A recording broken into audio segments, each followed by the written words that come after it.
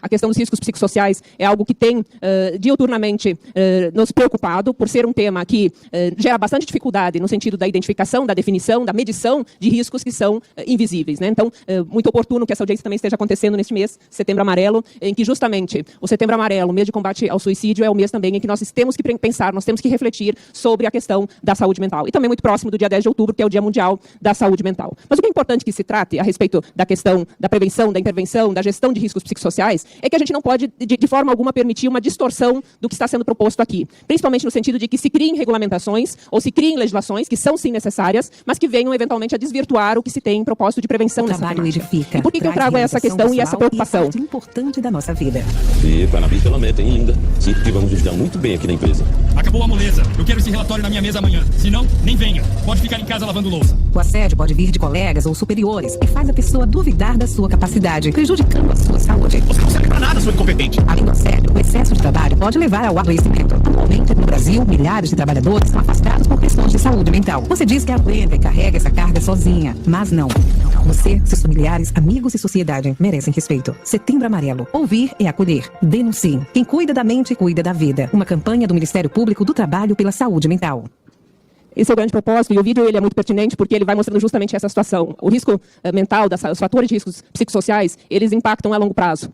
Diferentemente de um acidente que vai acontecer, o risco está visto, visível, a medida de prevenção é facilmente implementada, que é justamente essa situação. O copo vai enchendo e tem uma hora que realmente a pessoa não suporta e ela sucumbe. Então, voltando à minha exposição, o que eu colocava é que esse projeto de lei, ele propõe trazer o tema para a CLT, justamente porque ele prevê, dentre as atribuições do Ministério do Trabalho, ter uma regulamentação complementar que aborde a questão da prevenção dos riscos psicossociais. Mas para que a gente tenha um tratamento adequado desse tema, o que é importante que se tenha é o completo senso de noção quanto ao que é esse risco psicossocial, que está diretamente relacionado ao processo e à organização do trabalho. Então, o risco psicossocial ele pode estar presente em qualquer tipo de empresa, em qualquer atividade laboral. E por que eu trago essa preocupação nesse primeiro momento? Porque hoje nós temos, em regulamentações, em normas regulamentadoras, previsões que excluem trabalhadores de pequenas empresas no que se refere à questão de riscos psicossociais. Especificamente na norma regulamentadora 17, nós temos uma disposição expressa que aponta que os superiores hierárquicos eles precisam ser orientados a tratar os seus trabalhadores com respeito, porque respeito é algo mínimo ali em qualquer ambiente. Quase não precisaria nem estar escrito. Mas o pior é o que vem depois. Diz que empresas com até 10 empregados ficam dispensados dessa orientação.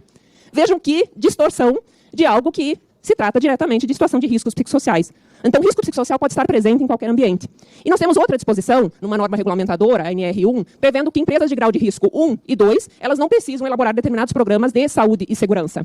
Mas são empresas de grau de risco 1, 2, 3 e 4, hoje definidas na norma regulamentadora número 4, sendo que esses graus de risco, eles não levaram em consideração, quando da sua elaboração, na década de 70, os adoecimentos, e muito menos os adoecimentos relacionados a riscos psicossociais. Então, vejam, se nós seguirmos nessa linha, nós estaremos, mais uma vez, afastando, num cenário como esse, estaria até, muitas vezes, em determinadas situações, pensada de elaboração de um determinado programa de gestão, a exclusão de determinados trabalhadores dessa proteção. Ela é uma proteção necessária para todos os trabalhadores, até porque é isso também que está disposto na nossa Constituição. Veja, a nossa Constituição também é muito clara nesse aspecto e quanto à necessidade de inclusão e de prevenção com relação a todos os riscos inerentes ao trabalho. Então, se esses riscos eles se originam do processo da organização do trabalho, é necessário, de fato, que eles sejam considerados e sejam prevenidos. E isso vem na linha do que, em 2022, a Organização Internacional do Trabalho também dispôs como ser um ambiente seguro e saudável, um princípio e um direito fundamental. E quando a gente lê as disposições da Convenção 155, que a partir dessa definição como princípio e direito fundamental, ela também se torna uma convenção fundamental de relevância superior. Ela também aponta que todos os riscos advindos do processo e da organização do trabalho, que é da onde surgem os riscos psicossociais, eles precisam ser considerados na elaboração e na definição dos programas de prevenção de todas as empresas. Então, essa é uma questão realmente bastante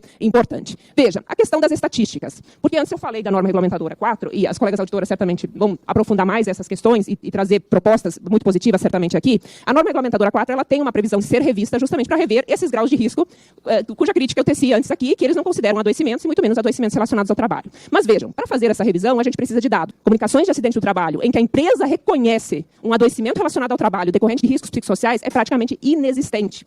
O que nós temos são CATs muitas emitidas por sindicatos, especialmente o sindicato dos bancários, realmente são números assim bastante elevados, mas vendo ali o emissor, quem é o sindicato, ou às vezes o próprio segurado, em alguns casos pontuais, o assistente médico. Mas as empresas não reconhecem. E aí há uma grande dificuldade também do próprio INSS, da perícia do INSS, fazer esse reconhecimento a partir de uma CAT que não seja emitida pela própria empresa. Por outro lado, temos hoje não, desde 2007, um instrumento, uma política pública de extrema importância, que é o nexo técnico epidemiológico previdenciário, em que há uma presunção do adoecimento, de que esse adoecimento tem relação com o trabalho em determinados setores. Então, trago aqui apenas um exemplo. Por exemplo, o setor de frigoríficos. A gente não tem, aliás, nos últimos 10 anos a gente teve uma CAT emitida relacionada à saúde mental, adoecimento mental. Enquanto que, pelo INSS, nós tivemos mais de 3.500 benefícios concedidos reconhecidamente por adoecimento mental relacionado ao trabalho. CID-F, com concessão de benefício na espécie acidentária. Então, é um número realmente muito relevante, mas que, se nós considerarmos a quantidade de benefícios concedidos em que essa relação não foi feita, ele é ainda maior. O que, inclusive, nos traz um questionamento quanto à efetividade da aplicação do nexo técnico epidemiológico, que é um instrumento de política pública pela perícia do INSS. Porque se é no mesmo setor,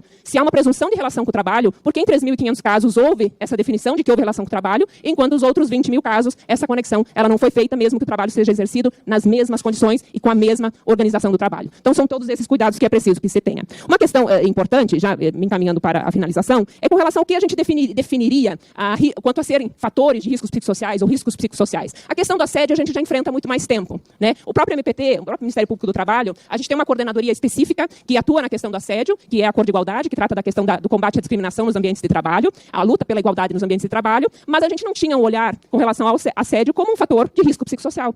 E na prática ele é. Nós temos que cuidar da saúde mental a partir desses diversos fatores. Então, não é só combater o assédio. Se permitiu que um assédio ocorresse dentro daquele ambiente, é porque a organização do trabalho, de alguma forma, permite. Então, muitas vezes não basta simplesmente demitir o assediador. É o cuidado com toda a coletividade. Não basta reposicionar o assediado, porque muitas vezes todos os colegas daquele mesmo setor, eles estão contaminados por aquela mesma situação. O fato de ter permitido que uma pessoa fosse assediada faz com que todos os outros também, de alguma forma, tenham a sua saúde mental afetada, porque será que eu vou agir dessa forma? Será que amanhã eu vou ser a vítima? E muitas vezes não se expressam e vão engolindo aquilo e o copo vai enchendo, como mostra o nosso vídeo. Então é preciso que se tenha essa atenção para além do assédio. A questão da jornada mesmo. Vejam, 2022, a OIT e a OMS divulgaram um estudo apontando que 81% das mortes relacionadas ao trabalho, elas decorrem de doenças relacionadas ao trabalho. E não de acidentes que a gente chama de típicos. Doenças relacionadas ao trabalho. Se nós pegarmos as CATs aqui no Brasil, 2% das mortes notificadas por CAT são de doenças relacionadas ao trabalho. Então vejam aqui que abismo de subnotificação. E um outro dado importante dessa pesquisa é que o principal fator de risco para esses adoecimentos relacionados ao trabalho são as extensas jornadas de trabalho. E aí eu desafio aqui todos os presentes e todos que nos ouvem também pelo YouTube a me apresentarem uma CAT emitida pela empresa que apontou como agente causador do adoecimento extensas jornadas de trabalho. Ou seja, isso sequer é apurado.